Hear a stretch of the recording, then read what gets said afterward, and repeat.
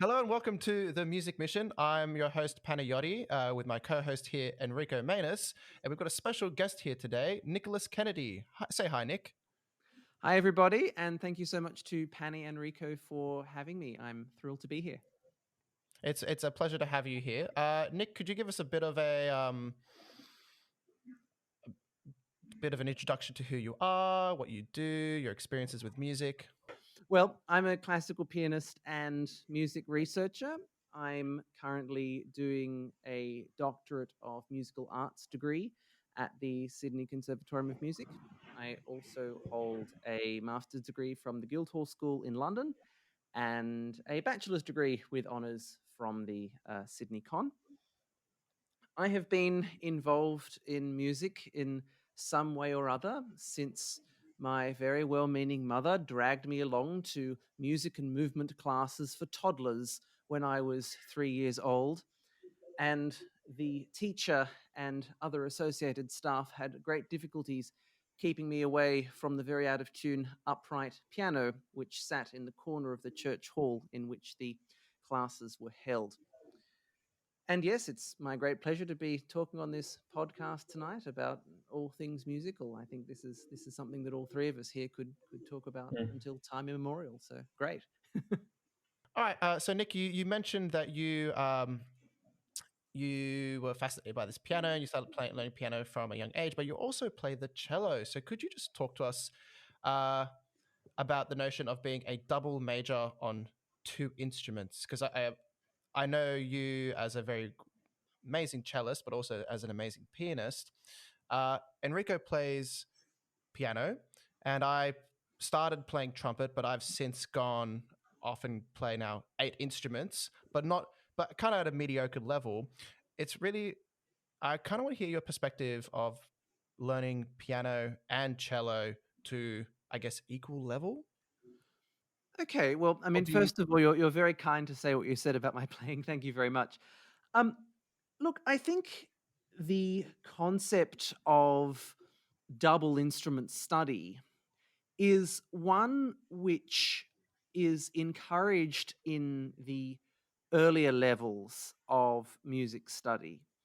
You often hear of any school kid you care to name who's studying an instrument other than the piano, also studying the piano. The piano seems to be the one that everybody does, no matter what else you do.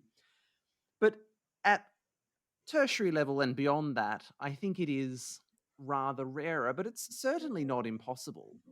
I mean, I'm aware that the Royal College in London offers a joint principal arrangement for the undergrad course where they literally are assessed equally on two majors. I have a friend currently in that course there.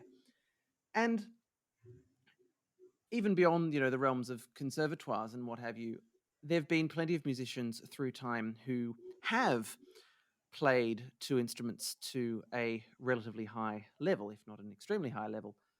I think it's difficult to find ones who are entirely equal on both, and certainly I would not put myself in that category. I'm more of a pianist and a cellist these days. But there've certainly been examples of really, really great musicians through time who have had feet in both doors, in both camps, as it were. I mean, there are recordings of the great cellist Rostropovich accompanying his singer wife, I shouldn't say accompanying, performing with his singer wife as a pianist in various lieder. To cite another example involving a cellist, Pablo Casals was a pretty accomplished pianist and would begin each day with a few preludes and fugues from the Well-Tempered Clavier. Right into his 90s, he reckoned it kept arthritis at bay.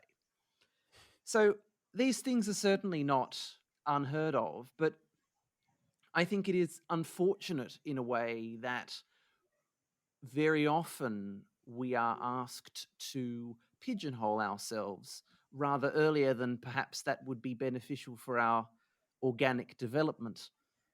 I think when you are going into something like a music degree in a conservatoire, which is often when people do say, okay, now this is when I'm a this. And certainly, in my undergraduate degree and my postgrad, I was a piano major. I was not technically a cello major in the context of the degree, although I certainly did a lot of cello playing in the course of that and outside of that.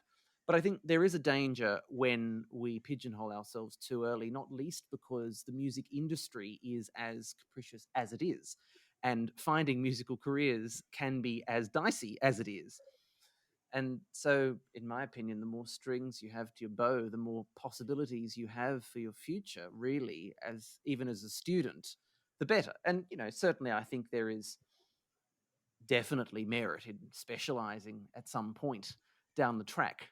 But as I say, I just don't know that making that call overly early is necessarily a good thing in all cases. Mm. In high school, Enrico, we had a keyboard program which was very useful for people like me who played trumpet who didn't play piano. And I Mm. guess that probably was a waste of time for you. We are just playing very basic music.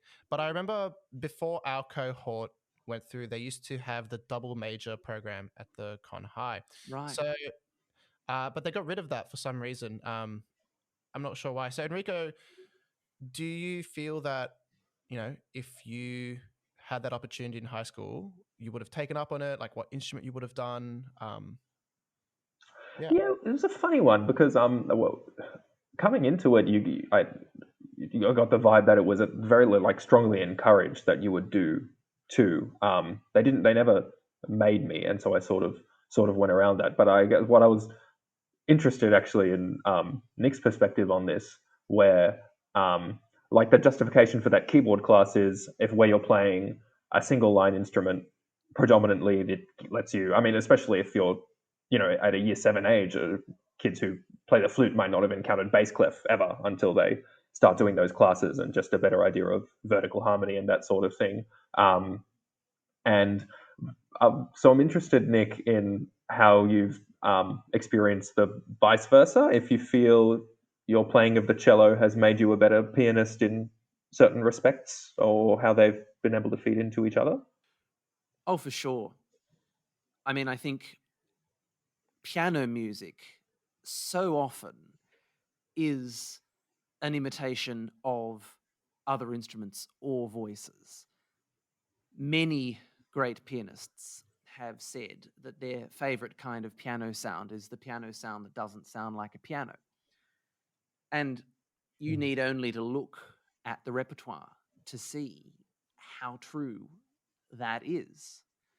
I mean, with a composer like Beethoven, his music is totally symphonic.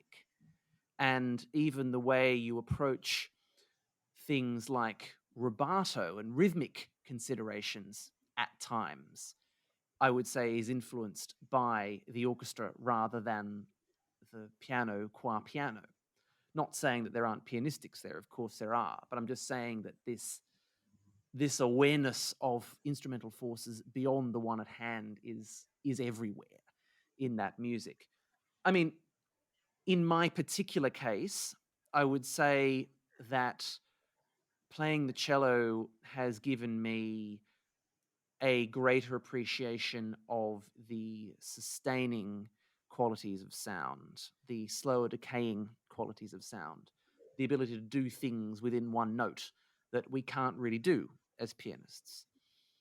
I mean, the sad reality of playing the piano is that the only way you can affect what happens after you've struck the note pretty much is what you initially did when you struck it in the first place. I mean, yes, you can do things with pedal and what have you, but if the note's decayed to a certain extent already, you know. That's really interesting you said that. You might think of Mussorgsky's Pictures and Exhibition, where in the Catacombs, he has crescendos written after the big sustained chords. Yeah. Yeah. And that was always really fascinating to just, when I looked at the score and I thought, why did he write that? Because, and then Ravel wrote it for brass later with those crescendos actually fully realized. Yeah. So I don't know, how do you approach that as pianists, both of you? A bit of a random side tangent, but Well, I mean, Barenboim talks about this concept of the illusion of sound. And I do think, to a large extent, we pianists have to be masters of illusion. So much of what we do is illusion. Legato is an illusion. Piano is fundamentally not a legato instrument. The cello is. The piano is not. We are a percussion. instrument, fundamentally. That's what we do. So whenever we want something to sound not like a percussion instrument, we are dealing in illusion. And it's all got to do with how we grade the attacks and the touches that we use on certain notes. We give the listener just enough detail to piece together the musical line, which transcends, or shall we say, bridges over the percussive articulations of the piano. And I think if you were to, try and make a crescendo in one note, well, the slightly cynical answer would be you'd play the next note louder. And of course, there are other elements to the way an audience perceives the color or the effect of a note or a chord or whatever.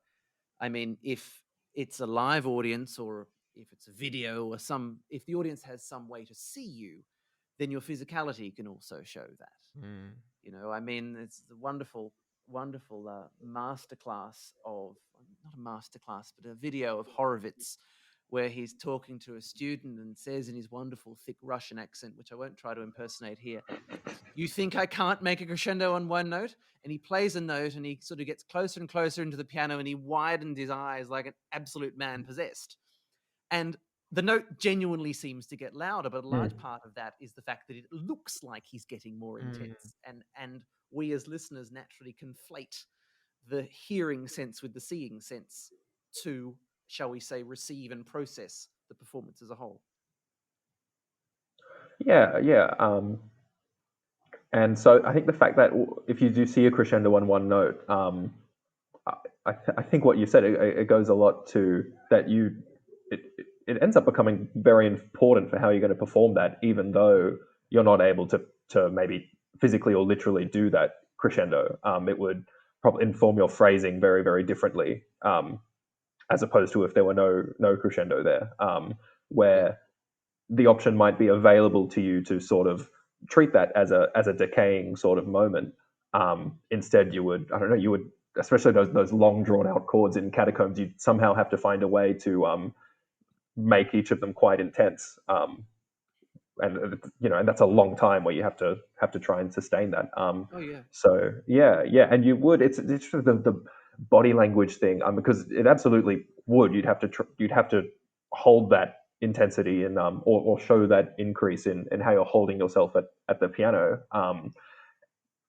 When we talk about doing that kind of thing, it can be, some people might dismiss it as sort of performative or a kind of hackery, but I've heard this from percussion players actually, marimba players, especially in the context of performances of that instrument, where the teachers are actually quite explicit about your gesture and they treat what you do with your arm and how you follow through a note in terms of the impression that gives to the audience as and that's not really extra musical. That's part of your performance as much as if you're getting the right rhythm or doing the right phrasing. So it tells you something, even if you can't swell on that note physically, but it definitely changes what you do to a significant degree. For sure. Yeah. And I think you mentioned percussion teachers talking about those things and explicitly instructing their students on such matters. Piano teachers do it as well. Certainly, teachers I've had have been very specific about, for God's sake, hold the pose here. Don't let go. And it's interesting in some ways in those cases where there's a kind of tension held after the note, because so often when one's studying the piano and when one's practicing the piano, one's trying to release as much as one can. You're forever telling yourself, "Oh, relax, don't tighten up, don't lock up." But in fact, at times like those, if you relax, the ship sailed. Yeah. You can't relax. You can't relax mentally. You can't relax emotionally. You can't relax physically, because only then is this kind of continuing line going to be perceptible. I mean, the example I always think of, and Enrico, you've played this piece, so you'll know exactly what I mean, is the beginning of the Funeral March Sonata of Chopin, with that held D flat at the start, which goes down to the E natural. And I mean, if I were playing that on the cello, I might well be tempted to make a portamento between Yeah. those. I don't want to say make a slide, because that might border on the slightly tasteless, but make some kind of connection between those in the pitch. And certainly I would be adding bow weight, going through that D flat organically into the E natural. I'd probably be playing it on an up bow, so naturally it gets more weighty as I get towards the heel. And I think these are the considerations which absolutely underlay piano music, but often perhaps are not considered by some pianists. I'm not sure. Is it? Do you think because you are because you're a cellist, and when you are playing your cello, you are focusing on only the bass line. I found that I've been learning double bass now for 10 months, and I found that especially in the first month and a half, I was listening to orchestral music in a completely different way. Yeah. Like realizing bass lines and harmonies and just direction of music in completely different ways. I listened to Scheherazade again and even pictures, and I thought, geez, how did I miss this? And all of a sudden I can hear the structure of the music in ways that I just couldn't before. And I play piano to about grade 5 standard, so not the best but not the worst.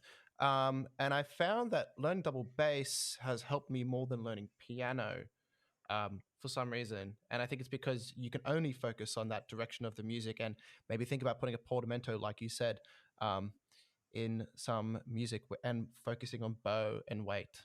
So Well, that's it. And look, I should clarify. When I said some pianists mightn't think of those things, I would venture to suggest that all good pianists would. I'm just saying that maybe pianists starting out, or who don't have a broader, awareness of orchestral music or whatever else, may not immediately think of that. But yeah. certainly, if you listen to the Rubinstein recording of that, you'll hear that. Put it that way.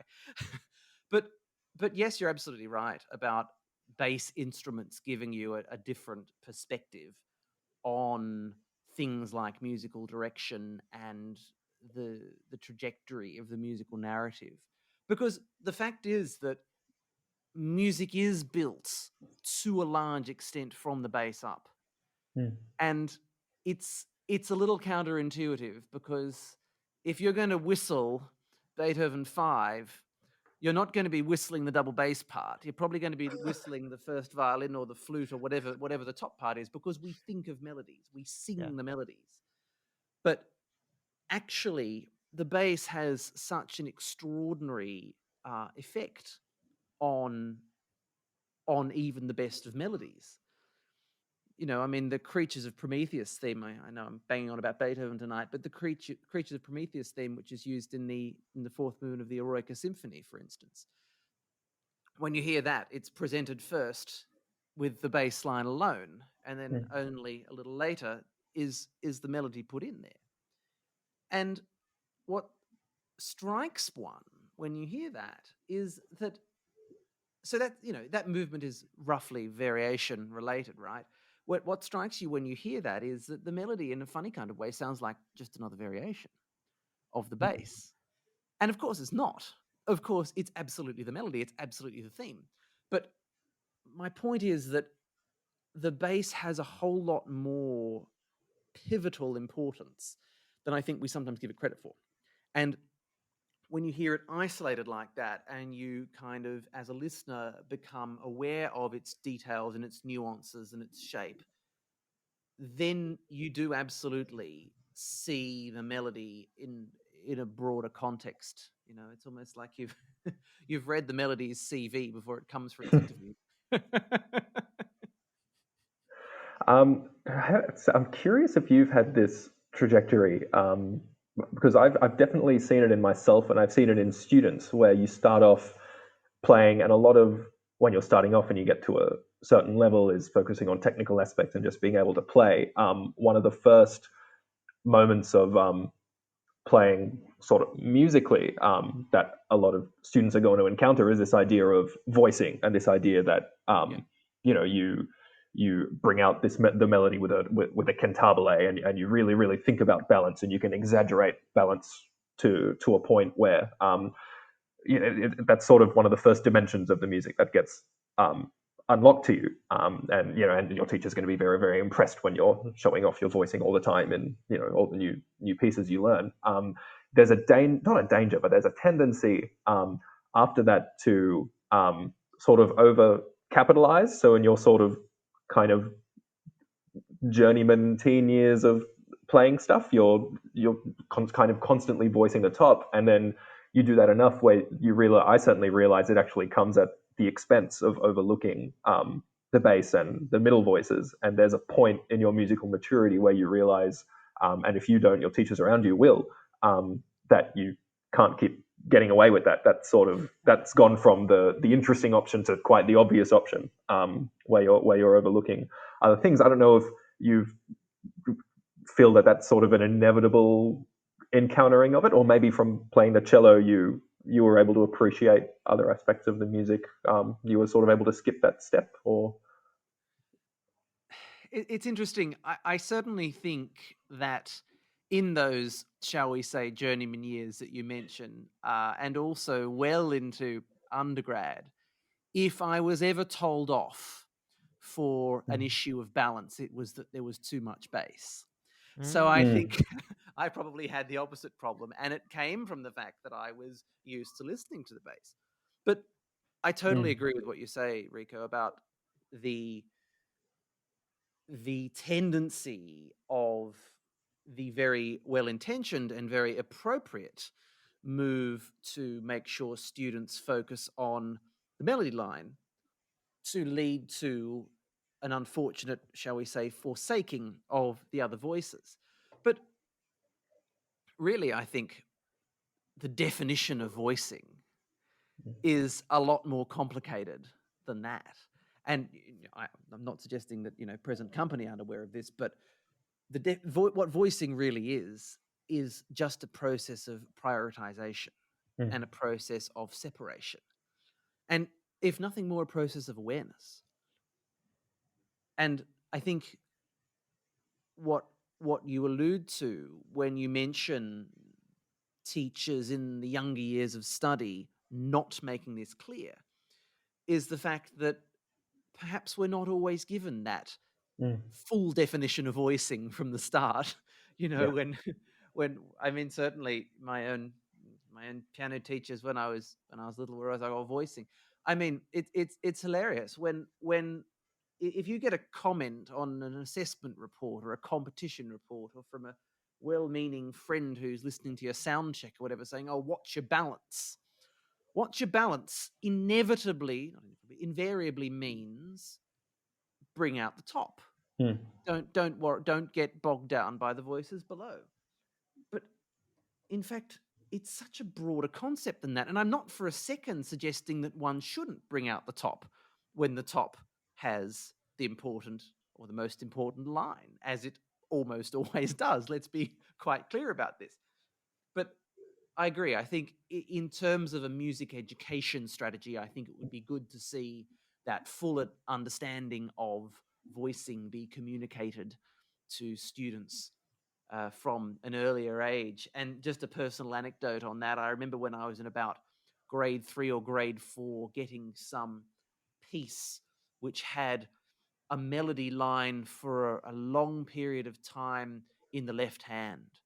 And I found it so incredibly difficult because I had never before conceived of the fact that the melody could be in anything but the top voice. And the older I get, the more I see the problem with that. That's what you were saying just then is interesting as a conductor, because this is how I approach an orchestra, which is I've got all of these voices, all literally leading from one note to the other. How am I, as a conductor at the front, going to bring out the melody or certain aspects, certain harmonies from within the wind section, for example, to bring out the colors that I want to? And so I guess that's why you see a lot of famous conductors study piano to a high degree, and why I've been told by many people, including my mentor Richard Gill at one stage, he said you should learn piano quite well, because I guess that's what you do as part of your study, which is to look at voice leading, how to balance your 10 fingers and bring out the bits at the right time. So when you do approach a score, you're not just playing it because, okay, I've got to learn all the notes. You are approaching it and realizing, how am I going to bring out the aspects that need to be brought out within the music? And so I guess my way of going around that has been, if I learn all the instruments as much as possible, if I can play the whole orchestra, I can be the orchestra. Therefore, I can do that. But I think I just do need to swallow my pride and say, okay, I probably should take some piano lessons later in the year. Well, look, I mean, I think this is a skill which not only pianists develop, because if you're, say, a violinist, you will inevitably have played in a string quartet or a piano trio or an orchestra. And a large part of a rehearsal of such an ensemble involves balancing. And you will, as that violinist, have had moments where, shock horror, the viola has the melody, for instance. Oh no! And you learn to deal with that, and you get used to the different ways that this kind of process of vocal prioritization can play out. Be it the person with the tune simply plays louder, or with a different color, or the people underlying the tune change their color or change even elements of their rhythm to get out of the way. I mean, this is another element of voicing which is not discussed nearly enough, which is the element of rhythm. And back in the day, in terms of historical performance, keyboardists were a lot more tuned into this rhythmic element of voicing, I think, perhaps, than many modern pianists are. And I don't say this in any way critically of modern pianists, by the way, being one myself, but there was this acceptance of techniques like dislocation, where you quite deliberately don't play the hands together, or rolling of chords, such that you might play the melodic voice of the chord ever so slightly later than the other voices of the chord. And these are the sorts of ways that historically people made issues of voicing clear, especially when, for instance, in the case of harpsichordists, the instrument wasn't capable of the kind of coloristic variety which pianos are. This is not me being shady, this is just me being objective. Apart from the fact that they had manuals, the idea of dynamic shading just wasn't a thing on the harpsichord. And so when you wanted to bring something out, when you wanted to bring the melody out in a homophonic or heterophonic texture, then you needed to find other ways of doing it. So my point is that this is something I think that all musicians do grapple with at some point. It's just the precise way in which they grapple with it will vary. Enrico, did you want to jump in? Oh no, I was just basking it because when I was Annie's guest on the podcast, I made this exact point about dislocation. So I'm very, very, very pleased that I'm vindicated by you as well. I remember. I hadn't listened beforehand, by the way. I was not prompted to this in any way, audience members, listeners. No. That's absolutely came up completely organically, and I'll transfer you the funds after the podcast.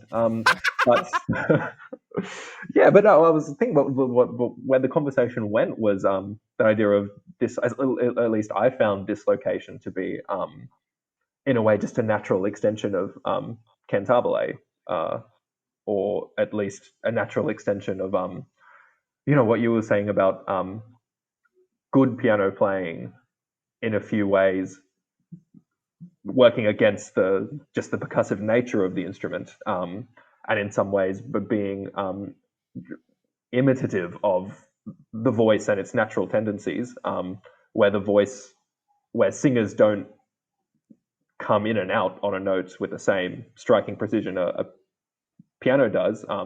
it just seems kind of it would make sense to imitate that kind of rhythmic looseness in relation to a bass. But also, when we're talking about choices and options, there's especially where melodies come back and then disappear and come back slightly differently and then come back the same way as they were. Like there's a lot of narrative strength too in you might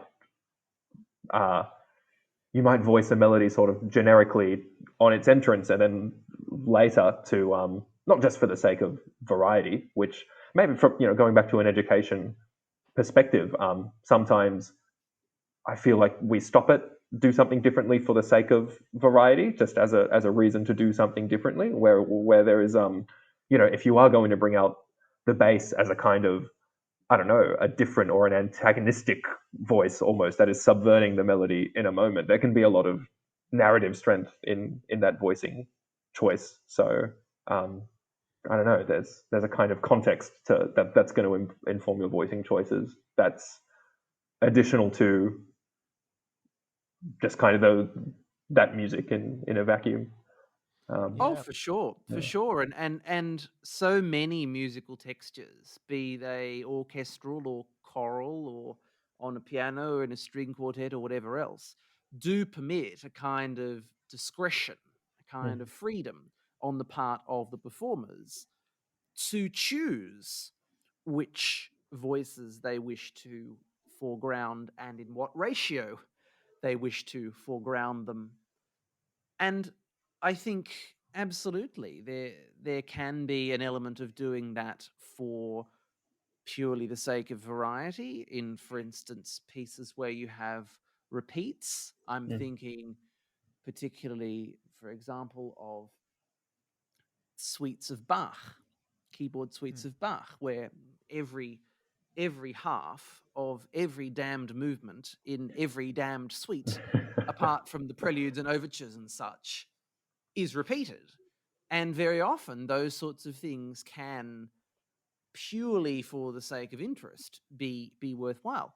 Also, though, as you say, I couldn't agree more. Sometimes those things can be very relevant to the narrative of the piece, and whether that's something which comes intrinsically from, I guess, what the score quite patently suggests, or whether that comes from the narrative that you as a performer personally wish to convey. And of course, those things overlap.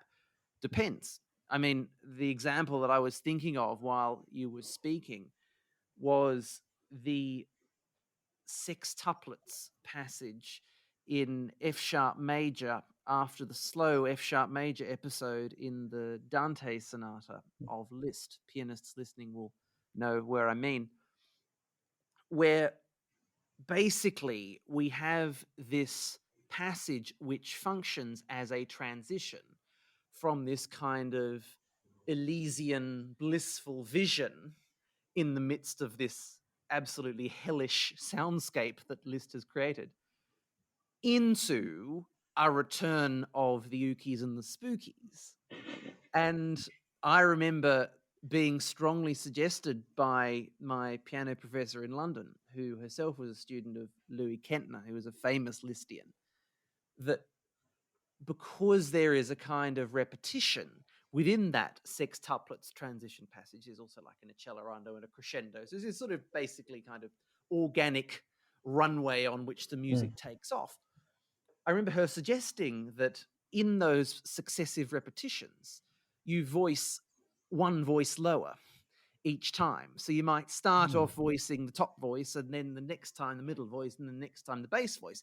And in doing so, you bring to the music on a timbral level the kind of darkening which is happening emotionally.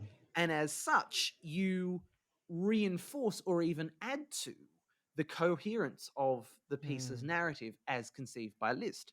And, there are many other examples of where voicing choices can have a massive bearing on the interpretation, can completely change the color. I mean, not only dark versus light, but disembodied versus full and rich.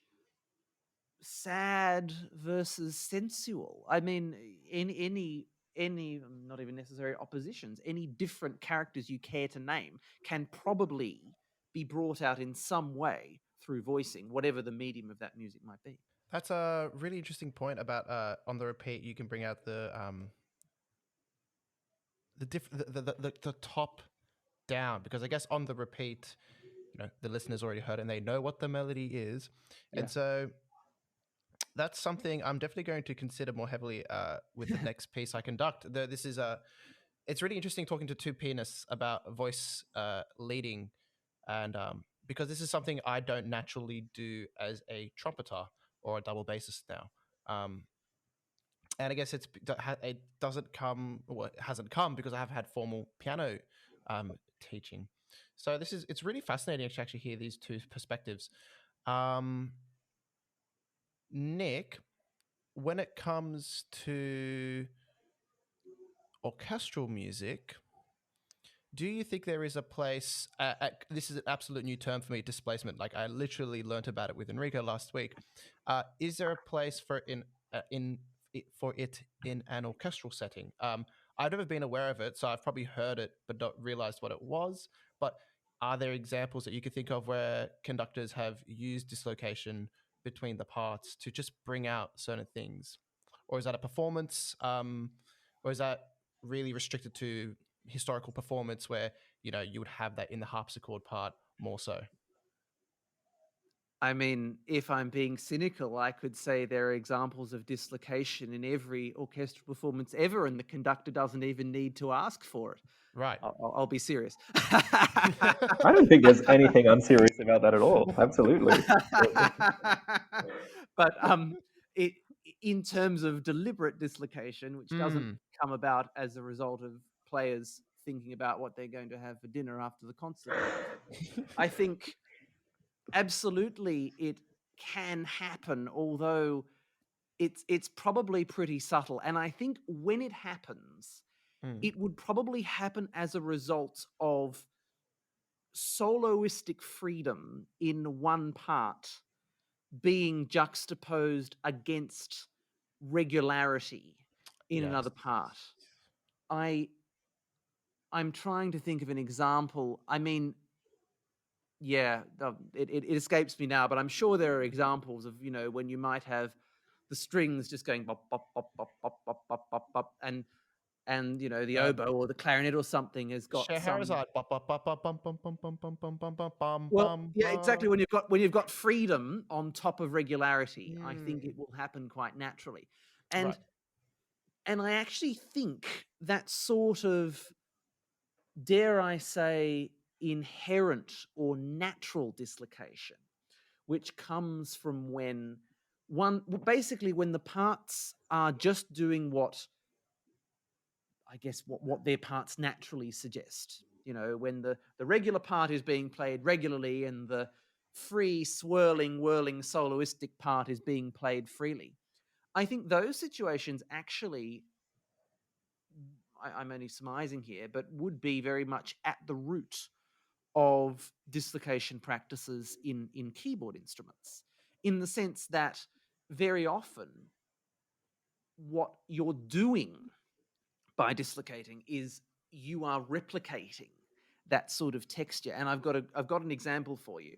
The arioso, in fact, the ariosi, there are two of them, in the third movement of Beethoven's Piano Sonata, Opus 110, involve a singing melody. Beethoven quite clearly marks the melody Klagender Gesang, which means lamenting song, sad song, on top of these pulsating repeated chords in the left hand.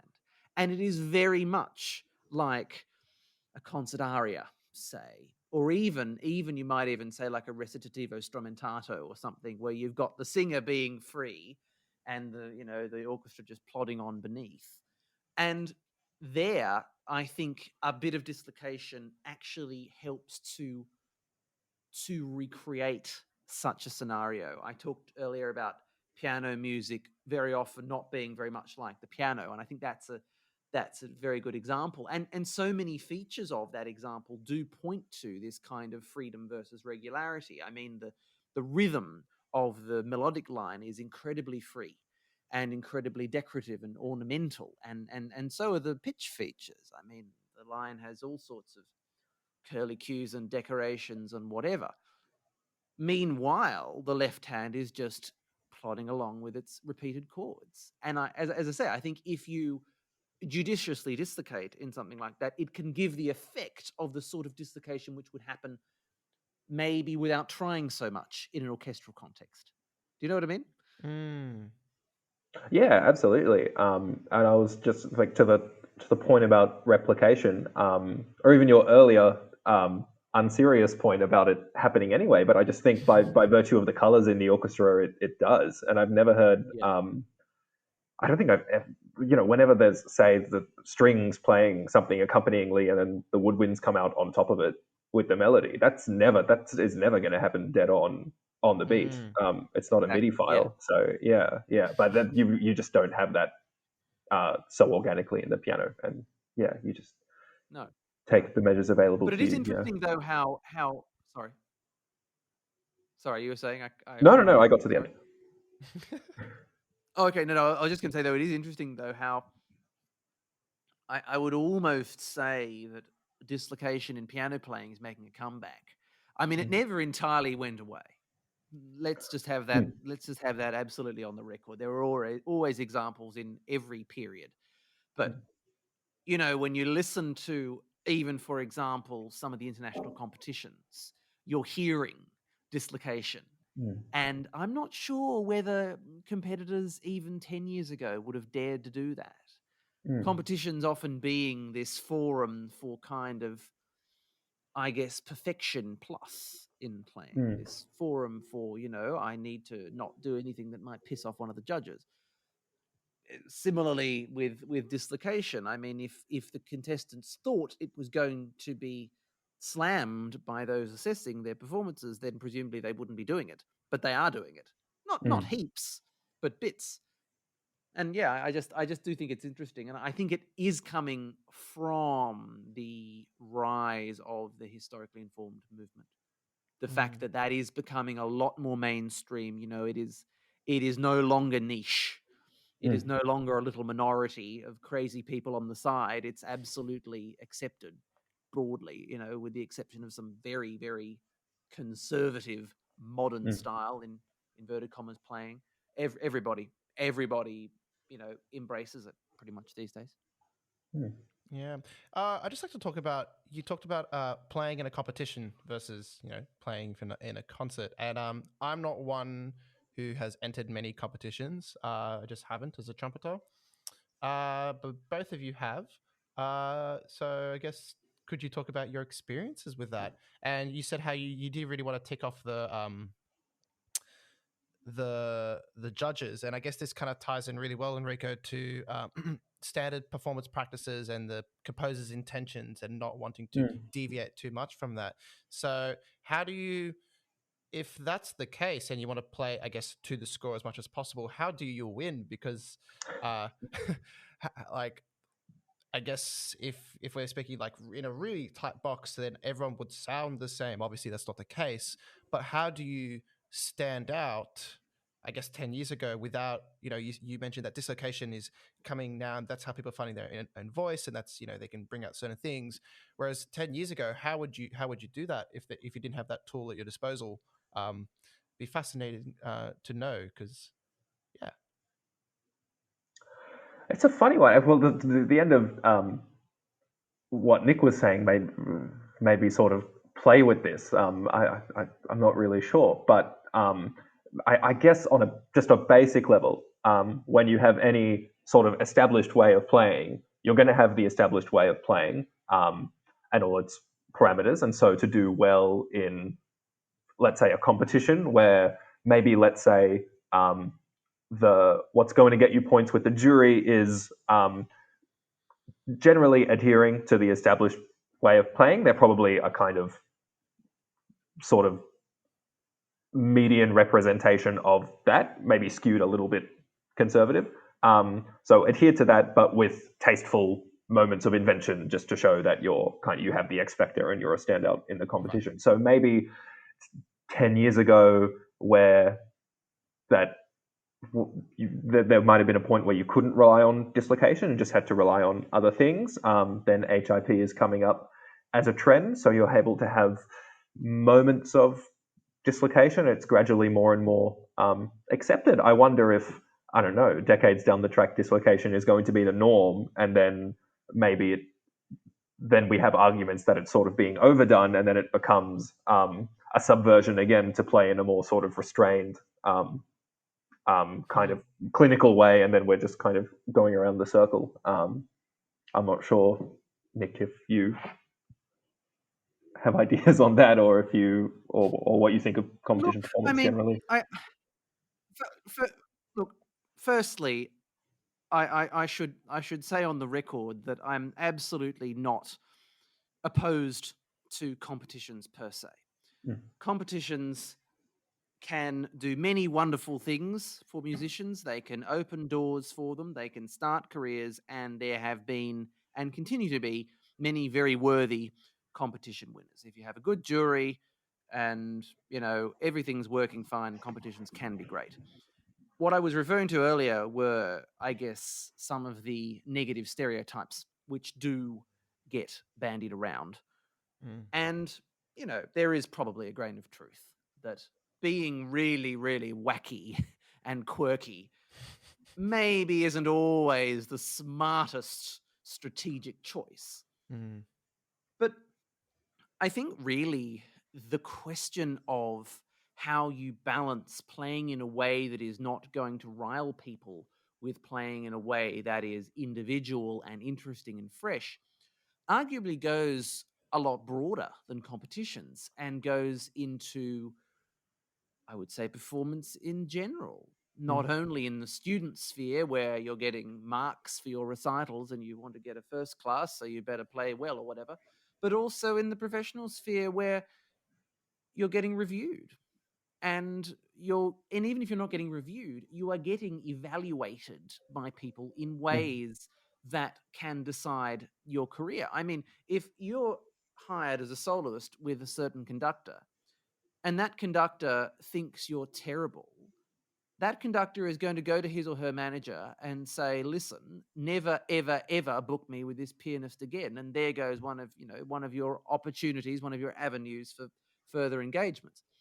So I think this question of finding that balance between the establishment and your individual tastes is one that really never goes away. I don't know the answer to it, and I'm not sure really that any of us quite know the answer to it. I mean, anyone, not just the three of us, anyone. But what I can say is that I think my own personal approach to that, and again, I don't for a second claim this to be definitive or even right, is just to play in a way that at all times upholds what I view as the value of integrity. In the sense of, am I, first of all, being true to the score? Am I being true to the style? Am I playing in a way that is true to myself? In a way that I believe in? Am I playing in a way that is appropriate to the hall or the venue I'm playing in? That is appropriate to the piano I'm playing in, that is appropriate to the audience I'm playing to or the other musicians I'm playing with? All of these factors play into what I see as performance integrity. Artistic integrity. And I think really, I mean, speaking purely personally here, that's my favorite way to negotiate this question. It's because in doing that, generally, how do I put this? Generally, if I know deep in my heart that something is going to be absolutely lambasted, then probably if I do some deep soul searching, there is some reason for that. And you know what I mean? Like if you just think from the perspective of integrity, I feel like that irons out a lot of those issues. But it's absolutely not foolproof. It absolutely does not work every time. And there have been so many examples of musicians with great integrity who, for whatever reason or other, have been critically panned or done poorly in competitions or gotten disappointing results in their examinations or whatever else it might be. So it doesn't always work. But at least this way, I feel I am being a decent artist, Yeah. And there's also, like, if you talk about competitions generally, the criticisms that people would have of competitions, I think, go much broader than the dichotomy between conservatism and progressivism Oh, for sure. in For sure. interpretations. Yeah. No, I'm not saying competitions are perfect. I'm just saying that we should, they're not necessarily awful, just as they're not necessarily No, of perfect. course, and I know I fully agree with you that when you're playing to people and they have ears and their ears are attuned to the style of the time, and so you have to be judicious in how much you're going to push them and how much you're going to sort of not how much I don't want to say appeal to their comfort zone, but sort of appeal to their idea of what good music is, and which is not, there's nothing wrong with that. That's just playing good music in a sense, in a few too many words. So yeah, it's definitely not a struggle that a musician would have that's exclusive to competitions. Oh no, definitely not. And look, I mean, the idea of playing to an audience is a surprisingly controversial question because I guess often that is bound up with questions of a lack of artistic integrity. It's kind of like political populism, saying things which is going to get you votes or get you likes on social media rather than necessarily things that are good for your country or good for yourself or good for, you know what I mean? Like doing things purely for the narcissistic ego massaging of attention. But also, I think it's useful to unbundle the idea of playing to an audience, playing with a specific audience in mind, from the idea of that being in some way opposed to decency and sincerity in your art. Because to an extent, if you're not playing to the audience, then why are you there? Why are you not making a recording? And why are you not simply making your CD and then releasing your CD and allowing them to listen to your CD? I mean, this is just my view, but performance is fundamentally a communicative transaction. It is a way of you reaching the people listening to you. And if you don't at least have some awareness of those people and what makes them tick, the performance is arguably not going to be very effective. Now, of course, with all of these things, moderation is key. I mean, if you just did what the audience wanted, you would play a program entirely consisting of pop favorites, which might not have any special artistic merit aside from the fact that, the people in the audience can whistle along. But also, I think putting up a wall between you and those listening is very unhelpful. So I think we might wrap it up there, fellas. Sure. Unless there was any final words either you would like to say before we hit the stop record button. Just No, thank I you thought to this Panny for was. having us. Sorry. No, that's fine. I didn't use the hand. There's a little hand feature. Yeah, silly me. No, I thought this was great. This could have gone on for 3 more hours, I think. Nicholas Kennedy should definitely come back on again if he would like. I'd be very glad to. Thank you. Yeah. And with that, thank you guys. Pleasure to have you both. Have you again, Enrico. To have you, Nick. We'll see you in the future shortly, sooner than you expect. And thank you. Keep safe, everybody, in lockdown. Yep. Bye-bye. Take care. Bye.